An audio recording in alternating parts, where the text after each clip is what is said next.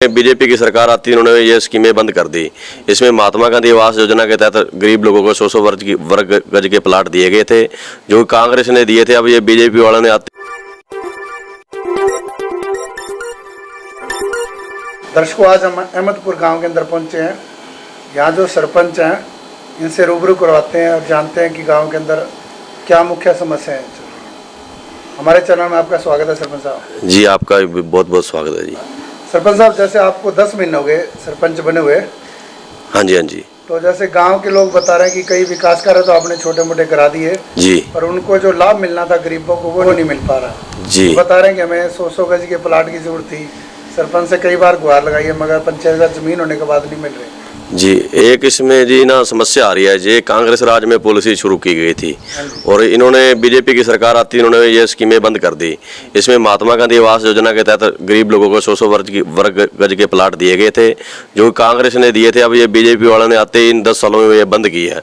हमारे पास पर्याप्त लैंड है, मेरे पास लगभग 70 एकड़ के करीब लैंड है जो पंचायत की है, और कुछ मेरे लैंड ठेके भी चढ़ती है और कुछ खाली भी पड़ी है।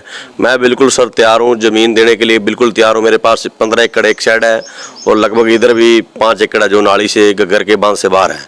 तो बिल्कुल मैं आप गरीबों को ये लाभ देने के लिए तैयार हो? बिल्कुल सर, मैं की अनुमति नहीं है। हाँ जी, हाँ जी, बिल्कुल सर, मैं तैयार हूँ। जो गरीब लोग हैं जिनका राइट बनता है मैं उनको देने के लिए तैयार हूँ। तो इस बारे में आपने सरकार से, प्रशासन से अनुमति की बात की है कभी? जी सर, मैंने प्रस्ताव डाल के सरकार को भेज रखा है, तो सर उस पर कोई रिस्पॉन्स नहीं आया अभी तक। मतलब आप ये चाहते हो, सरकार से अनुमति मांग रहे हो कि सरकार अनुमति दे और पंचायत गरीबों को इसका लाभ दे दे? हाँ जी, बिल्कुल सर, मैं गरीबों के साथ हूँ, पहले भी साथ था, आज भी साथ हूँ और आने वाले वक्त में गरीबों के साथ रहूँगा। हाँ, कुछ लोग बता रहे हैं जैसे बाढ़ के दिनों भी आपने गरीबों के लिए काफ़ी कुछ किया, तो बाढ़ के अंदर जैसे कितना सहयोग मिला था आपको सरकार की ओर से? जी सर, सरकार की तरफ से हमें सहयोग मिला और पहले तो मैं पूरे गाँव वासियों का धन्यवाद करता हूँ, जो पूरे गाँव वासी दिन रात डटे रहे। और इधर मेरे केलनिया गांव लगता है, ये भी डटे रहे, सरपंच साहब और केलनिया के लोग, और इधर मीरपुर के लोग भी, एक्स सरपंच मीरपुर, एक्स जो मौके के सरपंच है वेद प्रकाश ब्लॉक प्रधान, वो भी हमारे साथ डटे रहे। लेकिन सर इसमें एक दिक्कत ये आ रही है कि जो घग्गर के जो बांध टूटा, वो अंदर वाला तो बांध वैसे ही खड़ा है, पानी निकल रहा था पहले, अब नाली नीचे जा चुकी है, नीचा स्तर हो चुका है। तो सरकार का सहयोग मिला वहाँ? सर कोई सहयोग नहीं मिला, कोई प्रशासन की तरफ से एक पैसे का वहाँ सहयोग नहीं है।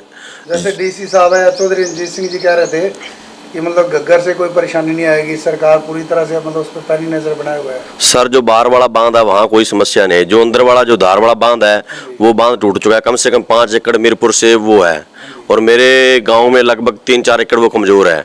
तो हमने डीसी साहब से हमारी मीटिंग भी हुई थी, मैंने वहाँ मांग भी रखी कि इसको दोबारा यहाँ से बांधा जाए। तो वो कह रहे थे नरेगा में काम किया जाए। मनरेगा में सर ये काम नहीं होगा, क्यों? वहाँ जहाँ से टूटी है वहाँ जैसे पूरा समंदर में रेत छोड़ जाती है ना, घग्गर वैसे रेत छोड़ गई है, तो लोगों को अपनी फसल का जो बुआई करने का समय वो निकल चुका है। सरकार की तरफ से हमारी मांग है कि इनको मुआवजा भी दे और सरकार इनका जो रेत उठवा के कहीं बाहर एक जगह पे ढेर लगवाए और जो जहाँ से घग्गर टूटी है वहाँ से उसको बांधा जाए, ताकि आने वाले भविष्य में जो गेहूँ की बुझाई है वो किसान की हो सके। और जिस तरह मुझे लगता है कि ये गेहूँ की बुझाई भी हमारी नहीं हो सकती।